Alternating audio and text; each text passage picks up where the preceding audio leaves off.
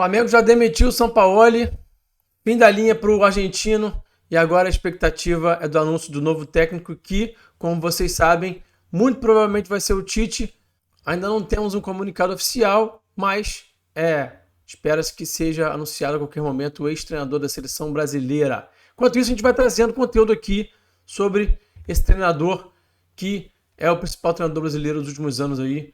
Esteve 6 anos à frente da seleção brasileira, 2 Copas do Mundo. Então, vamos falar um pouquinho sobre o Tite. Esse é o terceiro vídeo já que eu faço sobre o Adenor.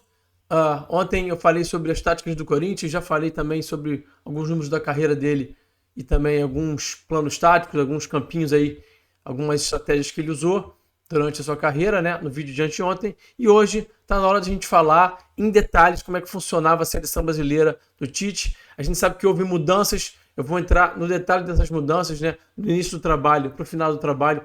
Houve aí uma série de mudanças. Ele foi se adaptando a uma série de situações. Vou mostrar para vocês tudo isso no detalhe. Então vamos fazer o seguinte. Deixa o like aí, tá? Se inscreve no canal. Vou rodar a vinheta e na volta vamos falar de tática.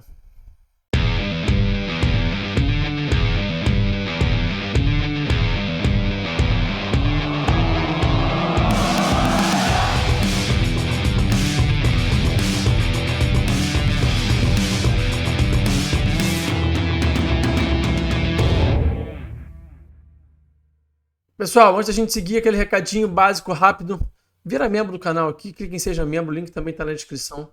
Ajuda o canal a crescer. Você vai pagar uma merrequinha, você vai ter acesso a uma transmissão tática que eu faço de todos os jogos do Flamengo em tempo real, falando sobre os aspectos táticos do jogo. Tem também um grupo de WhatsApp em que a gente troca muita ideia lá, tá muito legal o debate. Tá crescendo essa família aqui do Falando de Tática, então não fica fora não, tá? Vamos lá pro conteúdo então. Bom, vocês viram já na thumb, na capa desse vídeo aí, né? Como jogam os times do Tite, parte 2, seleção brasileira, parte 1 foi ontem sobre o Corinthians. Se você não tiver visto ainda esse vídeo, convido vocês a verem, vou deixar aqui o card, beleza? Olha só, vamos lá para esse conteúdo que está bem interessante, bem legal. Vamos olhar aqui alguns números primeiro, né? Deixa eu ficar um pouquinho menor aqui, que eu estou grande demais, pronto. 81 jogos pela seleção, 61 vitórias, 13 empates, 7 derrotas, 180 gols a favor, 37 gols sofridos, 2,42 pontos por jogo. Em termos de números, né, muito boa campanha, muito bom esse período que o Tite teve à frente da seleção, só que as 2 Copas do Mundo ele acabou frustrando um pouco as expectativas da torcida. A gente vai falar um pouco sobre isso durante esse vídeo de hoje. Eliminatórias da Copa do Mundo 2018, 12 jogos, 10 vitórias, 2 empates, 0 derrotas, 30 gols a favor, só 3 gols sofridos. A verdade é que nas eliminatórias aqui, de uma forma geral, o time do Tite sempre deitou e rolou, não perdeu nenhuma partida, tá? Sempre foi muito predominante e esse início também foi muito legal do trabalho. Ele pega o time de 2016 muito esfacelado, muito mal, fora da zona de classificação para a Copa do Mundo. O time do Dunga estava muito mal e ele dá um jeito rápido no time, não perde nenhum jogo, como vocês estão vendo aí. 2,67 pontos por jogo, muito bacana essa campanha. E essa fase inicial do trabalho dele é uma fase que eu gosto muito e eu vou mostrar aqui para vocês por quê. Esse era o campinho básico dessa fase inicial do trabalho, tá? Botei como eliminatória da Copa do Mundo 2018, né? 2016, 2017, né?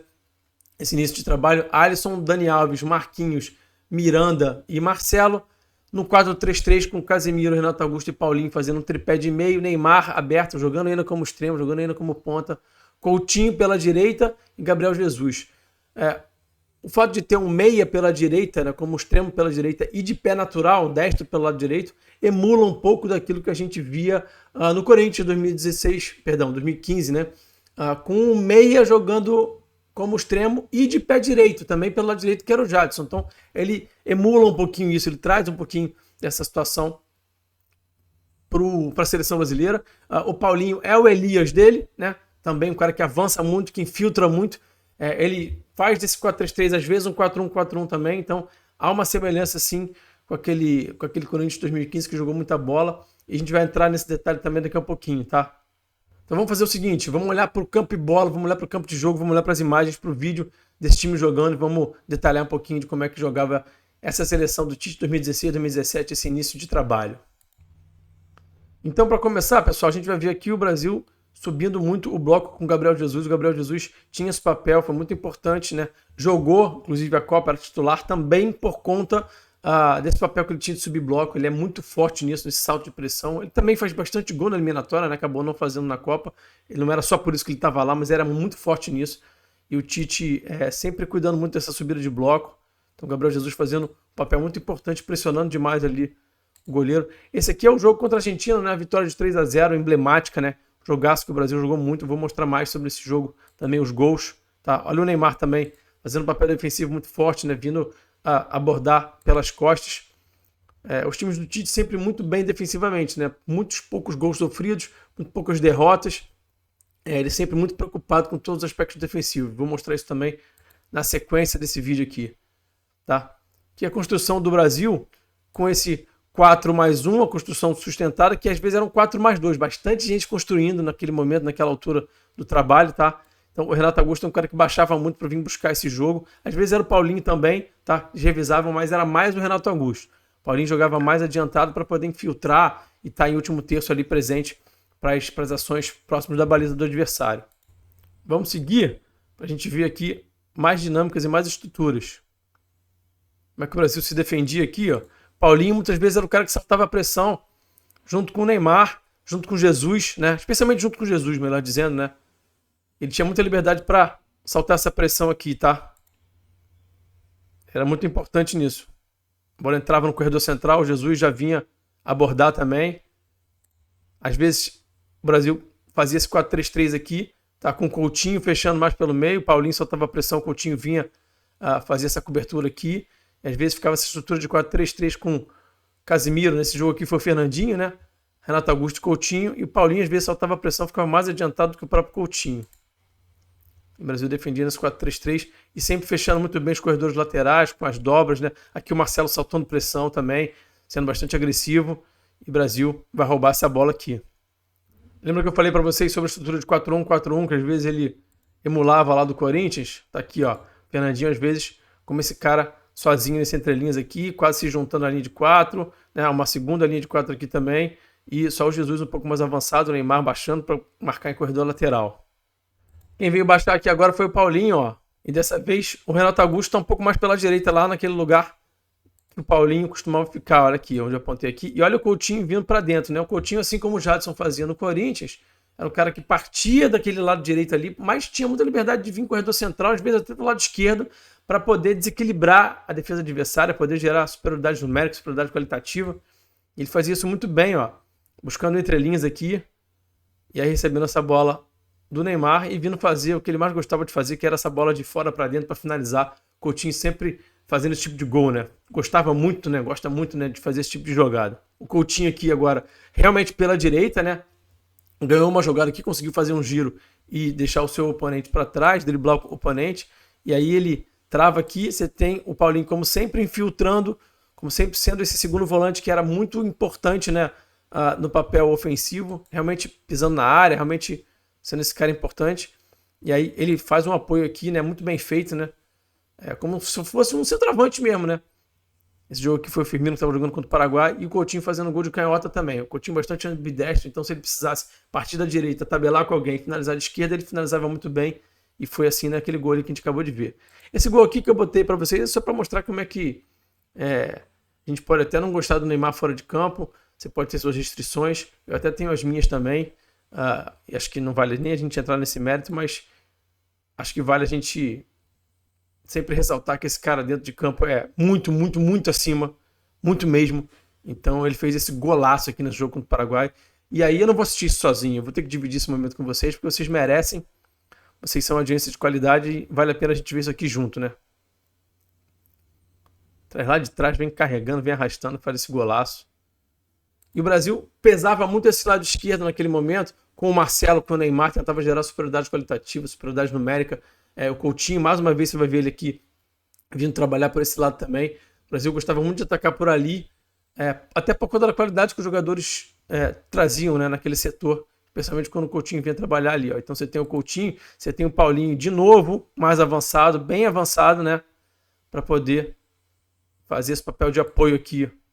Então olha só como é que a jogada vai prosseguir, ó. Ele vai achar aqui o Marcelo nesse apoio, muito lindo, né? Um calcanharzinho, uma belíssima jogada. Bom, esse início de trabalho foi muito legal mesmo de acompanhar. Era um jogo muito associativo. O Brasil jogava bastante por dentro, jogava curto. Os jogadores também, as suas características ajudavam para que o time jogasse dessa forma. E aí depois o trabalho progride. O jogo curto continua ali, mas há algumas mudanças. Vamos olhar um pouquinho para esse trabalho, vamos olhar aqui algumas estatísticas também. E vamos olhar também para as imagens sobre esse trabalho, sobre a sequência desse trabalho, sobre o Brasil se aproximando da Copa de 2018. Na reta final do trabalho, já se aproximando para a Copa do Mundo e na própria Copa do Mundo, né, o Brasil tem alguns problemas físicos com o Renato Augusto. Né? Ele passava por uma série de questões físicas e também estava jogando na China. Isso fez ele perder um pouco de espaço com o Tite. O Tite até declara isso, deixa isso bem claro, externaliza isso numa entrevista coletiva na época, e o Renato Augusto perde um pouco de espaço. A alternativa que o Tite acha para o time naquele momento é sair daquele 4-3-3 e ir para um 4-2-3-1, onde ele tem o Coutinho mais no corredor central, ele usa o William como esse cara pela direita, tá? E o Neymar vai trabalhar ali como ponta, ele tem o Casemiro e o Paulinho, que é um 4-2-3-1, que às vezes é um 4-1-4-1 também, né? O Paulinho, você sabe, a gente já falou, avançava muito, tinha muita essa liberdade para avançar, e aí tinha uma dinâmica interessante desse time, que era quando o time começava a progredir, até botei aqui em cima, progressão, o Coutinho às vezes baixava para o Paulinho avançar, e o Coutinho até achar o Paulinho avançando, penetrando, infiltrando sem bola. O Brasil fez gol assim na Copa, fez um gol assim também com o Renato Augusto, depois já no jogo contra a Bélgica, que o Renato já está melhor fisicamente, e que entra no segundo tempo, também o Coutinho baixa e acha um passe cavado para o Renato. O Brasil tinha essa dinâmica aqui que era bem interessante, de baixar o Coutinho para ele achar esses passes cavados, achar esses passes na profundidade. Vamos olhar aqui agora para as imagens, vamos olhar para esse time em campo. Essas aqui são imagens do Brasil e Croácia, pré-Copa, né?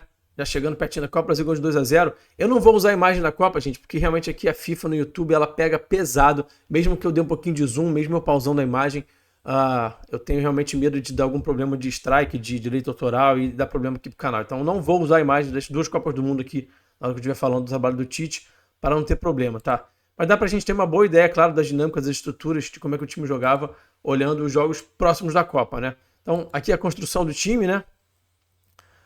Vamos olhar aqui, melhor aqui, aí deixa eu arrastar um pouquinho a imagem. O time construindo aqui nesse 2-3, tá? Com o tripé de meio, o Coutinho tentando fazer um pouco do papel que o Renato Augusto fazia, baixando bastante para tentar ser opção de passe e gerar jogo de uma zona um pouquinho mais baixa, como eu falei, né? Aqueles passes cavados que eu comentei agora com vocês. Então o time progredia dessa forma. Deixa eu aumentar um pouquinho. Eu mesmo aqui. Bastante gente construindo, tá? Vamos voltar aqui só um pouquinho pra gente ver. Bastante gente construindo. Então quando o time adversário subia um pouquinho mais o bloco, a gente tinha bastante gente construindo. Tinha os dois zagueiros, tinha os dois laterais, tinha os dois volantes e até o próprio Coutinho também, eventualmente, também baixando, tá? Vamos seguir aqui. E aí com o William em campo, o Brasil ganha muito essa jogada aqui do 1 contra 1, né?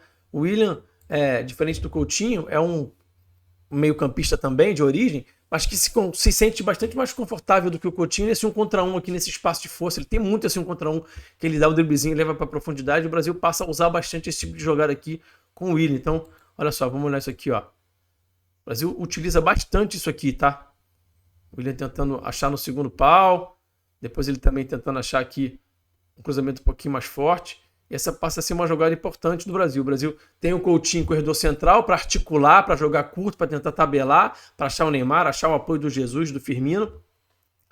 E tem o William como um ponta de pé aberto mesmo para poder fazer aquele tipo de jogada ali que vocês viram agora, tá? Então vamos olhar aqui mais um pouquinho. O Brasil rodando a posse. E mais uma vez aqui a construção com bastante gente, ó. Tá? 4+2, ó. 4+2, tá vendo? O Brasil construía bastante sustentado àquela altura, tá? E agora, aspectos defensivos, né, do time. Sempre o Tite muito preocupado com a compactação do time. Então, nessa imagem aqui, a gente está vendo todos os jogadores da seleção brasileira dentro dessa imagem. Olha só que bacana. Todos eles estão aqui, ó. Tá? Os 10 jogadores de linha, o Alisson ali também aparecendo. E aqui você tem o Brasil protegendo bem, não deixando o time ficar em inferioridade numérica, tá? Todos os encaixes aqui bem apontadinhos, tá? Nenhum jogador da Croácia está distante da oposição, tá com tempo e espaço, tá com liberdade aqui. Encaixe de 2 contra 1 aqui também apontado aqui. Então, essa é uma marca dos times do Tite, né? Essa preocupação com os aspectos defensivos, compactação, os encaixes, né? Distância curta para o opositor, transição. Vamos falar sobre isso também, sobre as transições, sobre como é que a linha está sempre muito compacta, a última linha está sempre muito bem alinhadinha. Na sequência tem outras imagens para mostrar para vocês sobre isso, que é bem interessante também. Aí o Brasil conseguindo retomar a posse aqui muito por conta dessa compactação, né? Intensidade também, ele sempre cobra muita intensidade dos seus jogadores defensivamente, né? A gente espera-se, né? Vai ver isso no Flamengo em breve. Será que vamos ver? Tomara. Bom, seguindo aqui, a gente vai ver um pouquinho do time em bloco médio, nesse 4-1-4-1, né?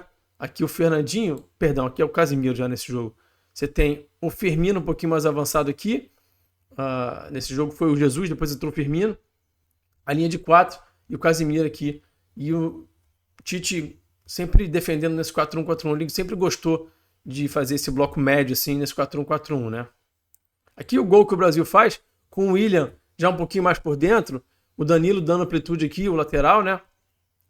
E aí o Coutinho sendo muito inteligente para achar as costas aqui da oposição, né? A Croácia deu uma cochiladinha aqui, deixou um pouquinho de espaço ali onde está apontado ali, naquela setinha ali que eu mostrei, o Coutinho conseguindo achar as costas, o Brasil já construindo um pouquinho mais com 3, né? Uma situação que o bloco do adversário está um pouquinho mais baixo, que ele já não incomoda tanto, o time, o jogo foi seguindo um pouquinho mais, né?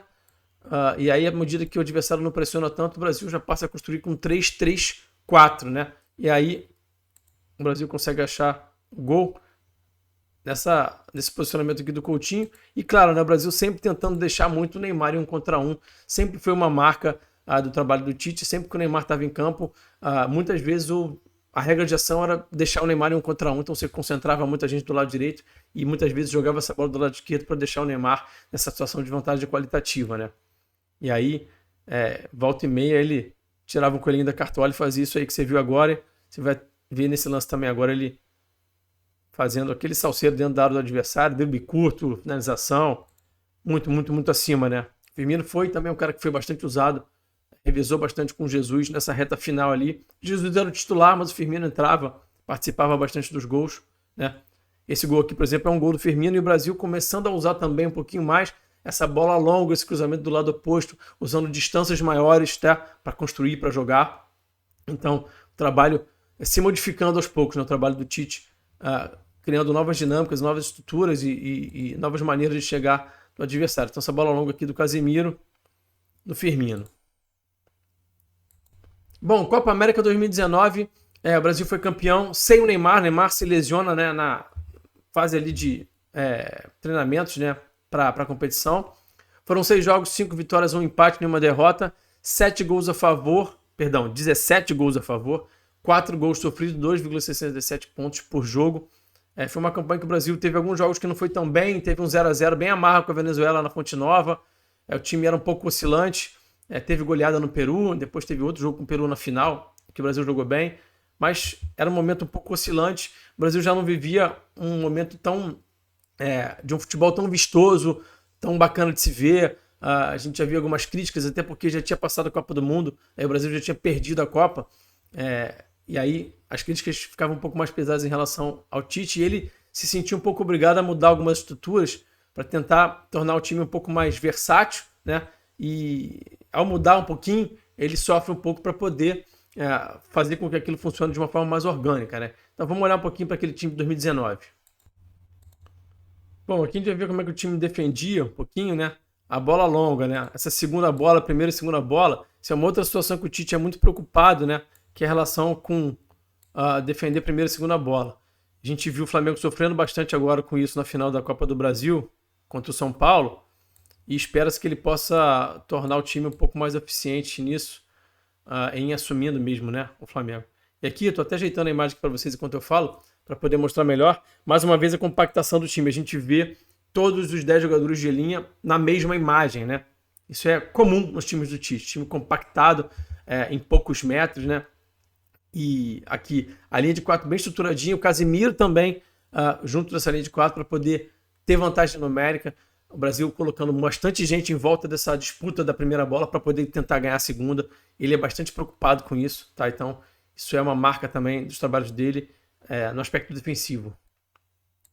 Aqui, mais uma vez, aqui a estrutura de 4-1-4-1, né? O Tite, sempre uma marca dos trabalhos dele. Ele muitas vezes deixar esse centroavante mais avançado, fazendo essa primeira pressão ali. Ter uma linha de 4 com os 2 extremos e um dos volantes e um meia. E o primeiro volante, o camisa 5, um pouquinho mais atrás, que nem está no quadro aqui nesse caso, né? A gente nem consegue ver. Aqui a gente vê mais uma vez o Brasil construindo com 4+2, bastante gente construindo aqui nessa partida contra o Peru. Tá? O Daniel mais por dentro um pouquinho e achando o Gabriel Jesus pelo flanco direito, né? Como um ponta direita. O Jesus jogou muito pelo lado direito. Eu vou mostrar o campinho, acabei esquecendo de mostrar o campinho desse time de 2019. Vou mostrar para vocês aqui depois de mostrar as imagens. O Gabriel Jesus jogou como um ponta pelo lado direito, né? E o Brasil tinha o Firmino como centroavante. Eles trocavam de posição às vezes, era comum vê-los trocar, mas a gente tinha aqui o Jesus como cara pela direita, ó, trabalhando esse 1 contra 1, essa jogadaça aqui. Isso aqui é na final, né? De um extremo para o outro, né? O estímulo de um extremo pisar na área e tá ali fechando pelo corredor central, quando o outro extremo tiver em 1 contra 1 no corredor lateral. Então, Cebolinha, gente, Cebolinha, que tá no Flamengo hoje aí e que não vem vivendo uma boa fase, ali fazendo gol em final de Copa América. É isso mesmo. Mais uma vez aqui o Daniel por dentro, o Gabriel por fora, tentando acionar o Firmino, o passe não sai muito bom. E aí o pressão pós-perda, né? O Tite sempre cobra muito isso, muita intensidade na marcação e muita pressão pós-perda. Então o Firmino perde essa bola aqui, já consegue fazer o desarme, muita intensidade. O Arthur progride, o Arthur era o volante desse time e acha o jogo interior. O jogo interior não tinha sumido, o jogo interior aparecia, mas o Tite queria cada vez mais ter também um jogo pelas pontas, um jogo de espaço de força. Isso foi cada vez mais aparecendo no trabalho dele para ele ter as duas opções, né? O jogo de maiores distâncias, mas o jogo interior continuava aparecendo, como a gente viu agora nesse gol aí do Gabriel, né? E aqui essa jogadaça do Daniel. O Daniel que foi o melhor jogador daquela Copa América, né? Jogando muito como quase um armador, às vezes, muito por dentro, né? O Gabriel Jesus dava amplitude aqui por fora e o Daniel vinha construir por dentro. A gente tinha essa estrutura aqui dos dois volantes aqui, né? Bem posicionados, o Arthur e o Casemiro. Você tinha o Firmino aqui nesse momento aqui, trocando com o Jesus pelo lado direito. Coutinho, Cebolinha e o Jesus lá como centroavante nesse momento, como eu falei. O Daniel fazendo essa jogadaça aqui, achando o Firmino achando o Jesus. Esse aqui é o gol contra a Argentina, né? Na vitória do Brasil contra a Argentina na semifinal. Aqui a subida de bloco, né? O Brasil subindo o bloco nesse 4-1-3-2 às vezes, né? O Coutinho fazia companhia para o Firmino. De novo, né? O Tite sendo um cara muito, como é que eu posso dizer, cobrando bastante a questão do bloco alto, da intensidade, de incomodar o adversário no bloco alto. O Brasil precisa marcar alto, né? Nesse ponto dá para fazer um paralelo com o Flamengo. Vou falar um pouquinho mais desses encaixes que o Tite pode trazer para o Flamengo num próximo vídeo, mas dá para fazer um pouco esse paralelo, né? O Flamengo é um time que precisa subir bloco, precisa incomodar o adversário em bloco alto para poder roubar a bola já no campo do adversário e não precisar construir tanto com o time adversário com linha baixa, né? Porque senão fica mais difícil. Então, essa é a importância do bloco alto. Que o Coutinho Firmino, essa linha de 3 aqui por trás, e aí o Firmino conseguindo subir o bloco, conseguindo soltar a pressão, melhor dizendo, né? Conseguindo incomodar o goleiro, botar o pé nessa bola aqui, fazer esse gol aqui sem olhar, né? Tirou uma onda danada o Firmino. Como eu tinha dito para vocês, eu tinha esquecido de mostrar esse campinho aqui. O time base da Copa América 2019 era Alisson, Dani Alves, Thiago Silva, Marquinhos e Alexandro, Arthur e Casemiro, Cebolinha, Coutinho, Jesus e Firmino. O time sem o Neymar. E aí a gente chega na Copa América 2021, teve a pandemia em 2020, né? O Brasil jogou ali já mais no final do ano, e aí eu já pulo aqui para a Copa América 2021, que acho que foi o pior momento do trabalho do Tite. Né? Há aquela lacuna grande ali sem treinamento, que ele pode ter atrapalhado, e a verdade é que ele tenta fazer algumas mudanças que não dão muito certo. Tecnicamente, alguns jogadores também não estão muito bem. E na minha visão ali, aquele momento é o momento mais difícil do trabalho do Tite. Na Copa América, que o Brasil chega na final e perde em casa, né? Para a Argentina. 7 jogos, 5 vitórias, 1 empate e 1 derrota, né? Que é a da final para a Argentina. 12 gols a favor, 2 gols sofridos. Então, assim, se você olhar o saldo de gols, se você olhar que só perdeu um jogo, não está tão ruim assim. Mas o rendimento era baixo. O Brasil, por exemplo, nas quartas de final, na semifinal, sofreu para ganhar, ganhou só de 1-0, gol do Paquetá. Então, é um time que tinha muitos altos e baixos, passou a ter um pouco mais de dificuldade para construir. A gente vai falar sobre isso também. Esse era o campinho básico daquele time, né? O campinho base, melhor dizendo. Ederson, Danilo, Thiago Silva, Marquinhos e Renan Lodge, né? Essa mudança na lateral. Casemiro, Fred. E aí até botei aí entre parênteses, né, o Paquetá com o Firmino, porque o Firmino era um cara que jogava nesse time, o Brasil com um meio campo um pouco esvaziado, né, assim, um armador, em alguns momentos jogava com Firmino, Neymar, Richarlison e Jesus, então tinha muito pouca gente para armar, o Neymar realmente jogava mais avançado, às vezes trocava com o Firmino, né, mas um pouco esvaziado esse meio campo, pouca criatividade para poder fazer um jogo um pouco mais curto, um jogo mais associativo, um jogo mais criativo, vamos dizer assim, né. E aí na reta final o Paquetá ganha essa vaga, o Jesus também é expulso, o Cebolinha também ganha essa vaga do lado direito por conta da expulsão do Jesus e acaba jogando a final. E o Paquetá faz 2 gols nas quartas e nas semis, como eu já falei, ganha a vaga, acaba sendo um cara importante. Acho que até a vaga na Copa 2022 ele acaba ganhando também por conta desse rendimento em 21. Claro que depois ele mantém o bom rendimento no clube, né? Mas o Brasil jogando com o Neymar um pouco mais avançado, mas esse para mim é o pior momento dessa seleção. Vamos olhar aqui nas imagens. Um retrato claro de que esse time não funcionava também, estava um pouco desorganizado, desencaixado, é o fato do bloco alto, né, que sempre foi uma situação que o Tite priorizou muito e que sempre foi muito encaixado, né? Acontecer isso aqui, ó. Olha só o tempo e espaço que o adversário tem para trabalhar essa bola aqui, né? Um espaço vazio que tem dentro de campo, bloco alto bem desencaixado, para mim é um reflexo de como o time naquele momento vivia um momento bem difícil, né? O trabalho realmente com muita dificuldade naquele momento. Tá? Que a estrutura defensiva, o Brasil quase num 4-5-1 ali, né? Bastante gente no corredor central, buscando ser bem agressivo, né? O Firmino baixando para poder estar mais junto dessa linha de 4 aqui. Às vezes o Brasil marcava 4-4-2 com o Firmino e o Neymar mais adiantado. A gente vê agora só o Neymar ali no canto da tela, o Firmino baixando para poder ter superioridade numérica ali, para poder incomodar. E aqui a forma como o Brasil construía, né? Algumas mudanças, né? Aqui o Neymar baixando, na hora que o Neymar baixava, saía um pouquinho daquele falso 9 ali, o Firmino e o Jesus vinham ocupar o lugar do Neymar ali no corredor central para poder pesar essa última linha, tá? Isso era uma dinâmica que de fato funcionava, né? Nem tudo dava errado naquele time também, né? Também não precisa só fazer crítica. E o time buscando o jogo mais pelos corredores laterais também. Vou mostrar alguns gols aqui, como é que o Brasil mudou um pouco sua forma de chegar no último terço e sua forma de fazer gol. Tá. Mais uma vez aqui a linha de 4 muito bem estruturada, o Jesus baixando aqui para poder não deixar o time ficar em inferioridade numérica, fazer essa dobra no corredor lateral, e o Jesus rapidamente corre para trás, né? Sempre muito comprometido o Jesus, né? Sempre teve muito espaço com o Tite, o Jesus, por conta desse comprometimento dele. E mais uma vez aqui eu marquei para vocês aqui, ó, os 10 jogadores de linha do Brasil na imagem, né? Time compacto, sempre muito preocupado em não deixar espaços quando está próximo da própria baliza, né? Então isso sempre foi uma marca dos trabalhos do Tite. Defensivamente, o time é muito consistente, muito por conta disso aí que vocês estão vendo aí na imagem. E a importância da bola aérea ofensiva, né? Do jogo pelo alto, que o Tite sempre priorizou muito nos seus trabalhos, desde sempre, né?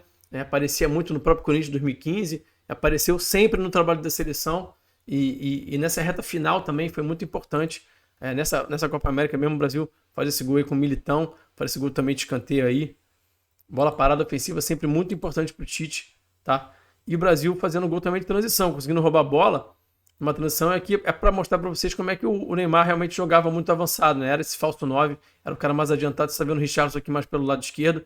E o Neymar muitas vezes realmente trabalhando como esse centroavante centralizado e finalizando para fazer o gol. Nas eliminatórias a situação era um pouquinho diferente, o quadro era um pouquinho diferente, né? O Brasil continuava conseguindo ser bem predominante, não perde mais uma vez, como eu falei, né? O Tite não perdeu nenhum jogo de eliminatória, nem na eliminatória para 2018, nem para 2022. 17 jogos, 14 vitórias, 3 empates, 0 derrotas, 40 gols a favor, só 5 gols sofridos em 17 jogos, gente. É realmente assustador. Mesmo que a gente leve em consideração que o nível de competitividade era mais baixo, realmente é assustador ver como que o Brasil era consistente defensivamente, como esse Brasil do Tite sofria pouco gol.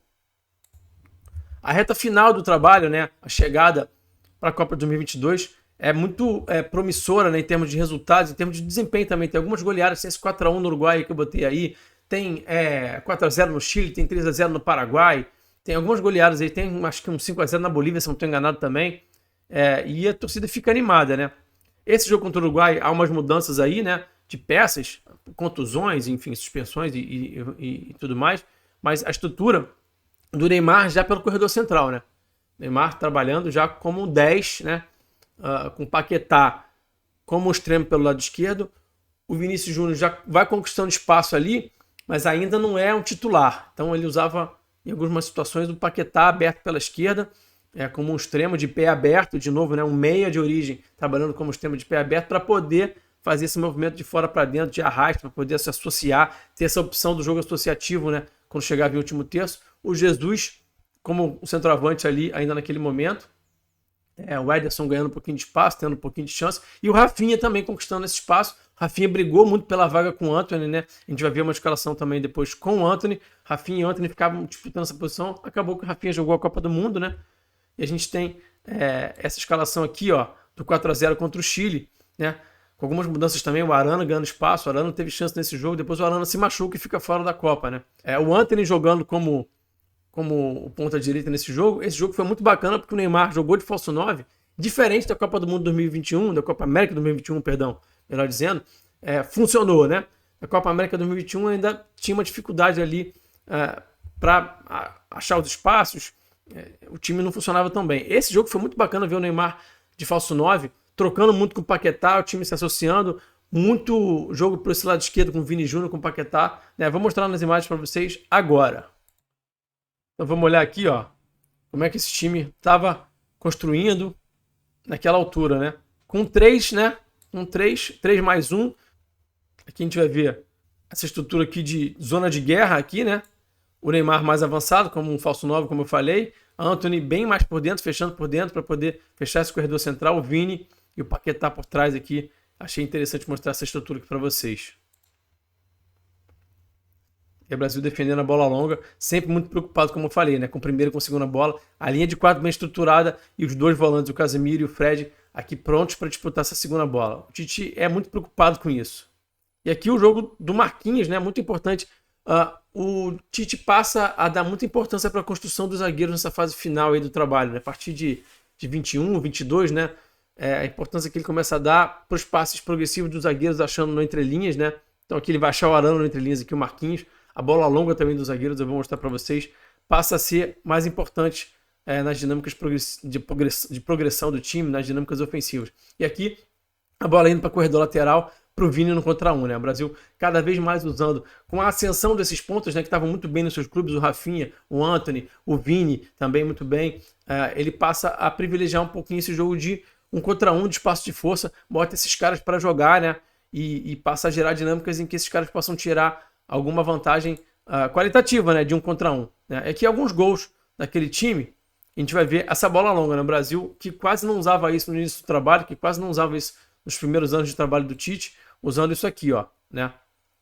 A gente viu até o Neymar um pouquinho mais baixo aqui, essa estrutura, vou voltar aqui para mostrar para vocês, de 4 jogadores na última linha e o Neymar baixando. Às vezes, quando o Neymar estava um pouco mais próximo da profundidade, tentando dar profundidade também, era o 3-2-5. Aqui 1-4, né? Nessa última linha com o Neymar tentando baixar aqui para ser o 10, né? E aqui, se eu não me engano, é o Casemiro que acha direto aqui o Rafinha. Então isso era algo que a gente via muito pouco no início do trabalho e passa a ver mais, tá? Aqui o Brasil construindo nesse 3-3-4, né? Então, como eu falei, a variação 3-2-5, 3-3-4, 3-2-1-4. Mas já com a construção com menos jogadores na primeira linha de construção, né? Nessa última linha. Raramente a gente já via o 4+1, 4+2, era 3+1, 3+2, sempre com 3 ali, um lateral e os 2 zagueiros.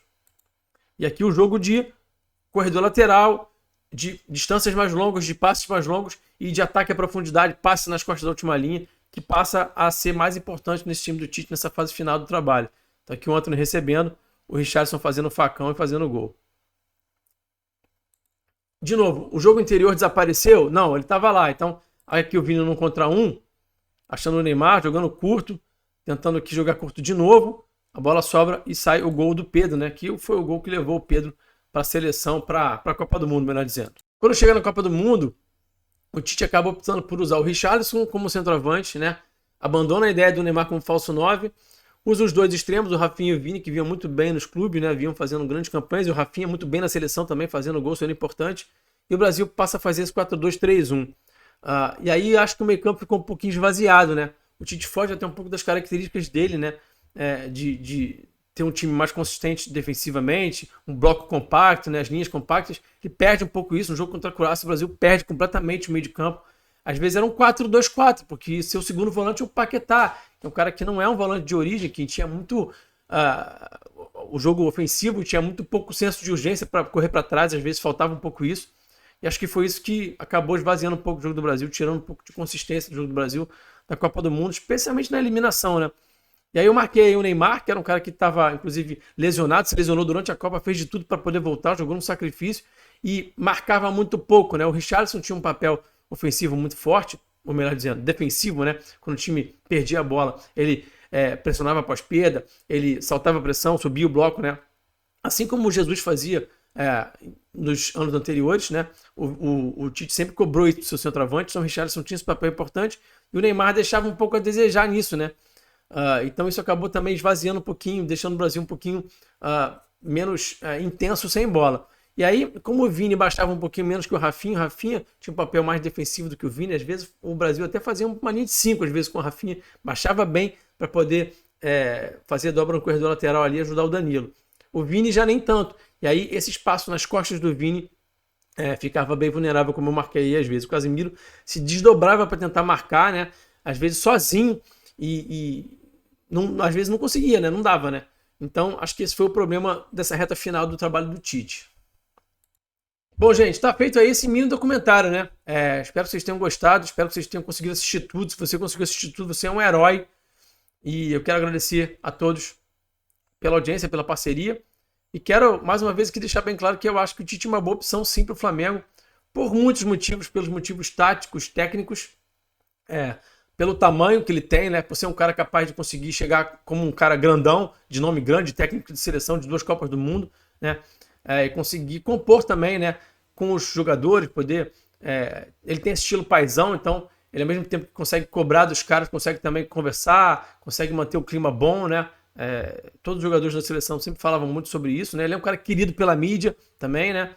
E, além disso, conhece como é que funciona aqui, né, as diretorias de futebol dos clubes brasileiros de uma forma geral, como é que funciona aqui, como é que é o modus operandi, né? Então, não é para ele nenhuma novidade trabalhar com essa estrutura que o futebol do Flamengo oferece, né? Ele trabalhava assim, por exemplo, no Corinthians, né? Então, era mais ou menos o mesmo esquema ali em termos de desorganização, né? Pra gente ser bem claro, né?